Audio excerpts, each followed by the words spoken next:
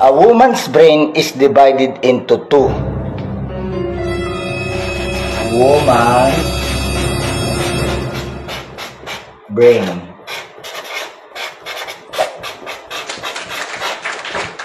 A woman's brain is divided into two sides.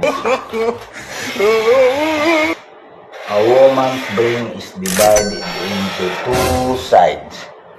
Then we have the left and the right. Then, the left side of the woman's brain, there is nothing right.